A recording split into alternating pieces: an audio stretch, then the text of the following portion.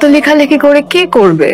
চলো আমার সাথে আজকে লাঞ্চ করবে, তারপর তোমাকে আমার বাসায় নিয়ে যাও। সারা কি করতেছো? এটা অফিস, এইখানে আমাদেরকে প্রপারলি বিহেভ করতে হবে, ওকে? তোমার বাবার অফিস, তুমি এত টেনশন নিচ্ছ কেন? তোমাকে যা বলেছি, এখন আমরা লাঞ্চ করব। আমার অনেকগুলো কাজ পেন্ডিং আছে, কাজগুলো শেষ করে আমরা অফিস ছুটির পরে বসি। এগুলো তোমার কাজ। আরে আমরা এখন লাঞ্চ করব। শোনো আমার কথা। আরে চলো। রুমান, হ্যাঁ মেয়ে, কে তুই? আমার অফিসে এসে আমার গায়ে হাত তুললি? She is my wife. কিসের ওয়াইফ? আমি কারো ওয়াইফ না।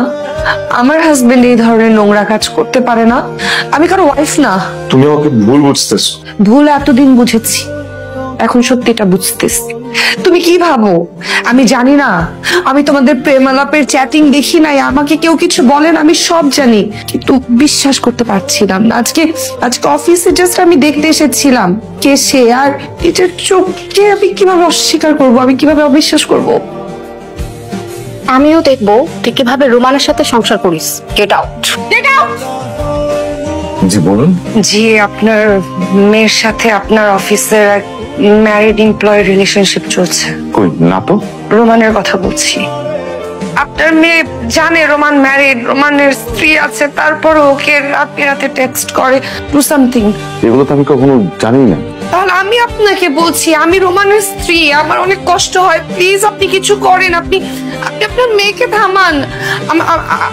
আপনি কিছু করেন, তা না হলে আমি কিছু একটা করে বসবো। Please please please. খুশি হয়েছো? ভালো লাগতেছে না? শান্তি পাইতেছো না? শান্তি শেষ, চাকরিটা শেষ। চোখের পলকে আমার চাকরিটা নাই হয়ে গেল। আরে খালি চাকরি নাই হলে তো বুঝতাম, আরেকটা জায়গায় চাকরি নিতাম।